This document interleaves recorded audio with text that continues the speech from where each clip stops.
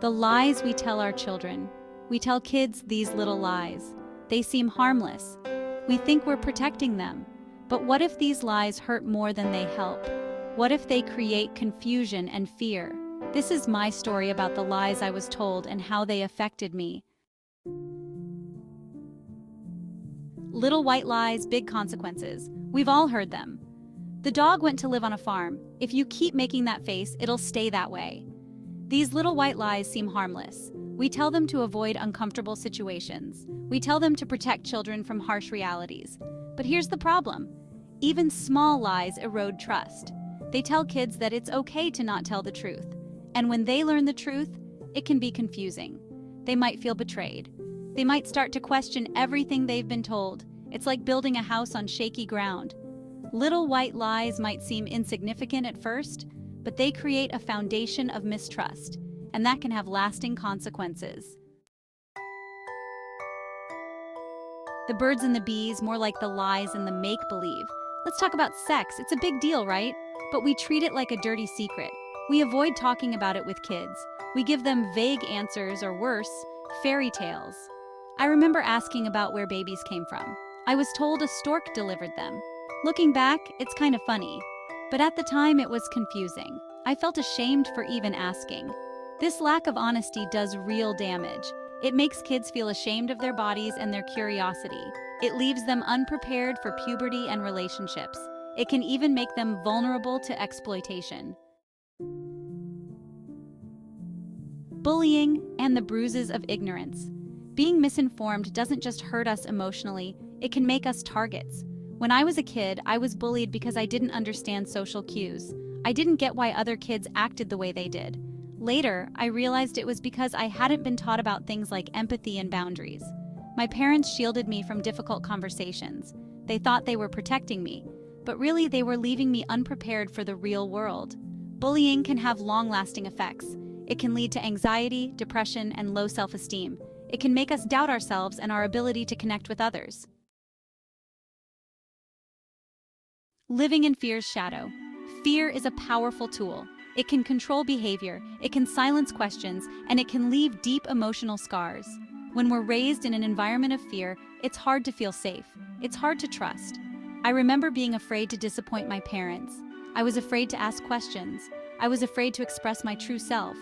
This fear kept me small. It kept me from speaking up for myself. Fear can cast a long shadow. It can affect our relationships, our careers, and our overall well-being. It can keep us stuck in patterns of silence and shame. Breaking the Cycle: A Parent's Guide to Honesty. Okay, so how do we do better? How do we create an environment of honesty and openness? It starts with us, the parents and caregivers. We need to be brave enough to have tough conversations. We need to be honest, even when it's uncomfortable. We need to answer questions truthfully, in an age-appropriate way. And most importantly, we need to create a safe space for kids to come to us with anything. It won't be easy. There will be times when we don't know what to say. There will be times when we're tempted to fall back on old patterns. But by choosing honesty, we can help kids grow into confident, resilient adults. Creating a safe space for difficult conversations. Honesty is important, but it's not enough. We also need to create a safe space for kids to talk to us. This means being approachable. It means listening without judgment. It means letting kids know that they can come to us with anything. One way to create this safe space is to start conversations ourselves. Talk to kids about what they're learning in school, what they're seeing online, and what's happening in their lives. Let them know that you're there for them no matter what. Age-appropriate truths, navigating sensitive topics. When it comes to sensitive topics like sex and death, it's important to be honest in an age-appropriate way. This means using language that kids understand. It means answering their questions directly, without giving them too much information. It's okay to say, "I don't know," if you don't have the answer. You can always look it up together later. The important thing is to be open and honest. The power of listening. Empowering children to speak up. Sometimes the most important thing we can do is listen. Let kids know that their thoughts and feelings matter. Give them your full attention when they talk to you, and resist the urge to interrupt or offer solutions. When kids feel heard, they're more likely to come to us with their problems. They're more likely to trust us, and they're more likely to develop a strong sense of self-worth. Healing the wounds of misinformation, a shared journey.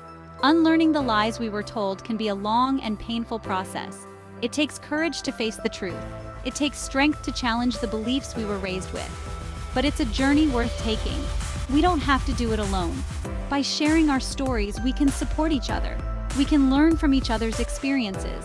And we can create a world where honesty and openness are the norm. Let's talk breaking the silence and building trust. Let's start a conversation. Let's talk about the lies we were told and the impact they had on us. Let's share our stories and support each other in healing. Together, we can break the cycle of misinformation and fear. We can create a world where children feel safe, heard, and empowered to speak their truth. It starts with us. Are you ready to talk?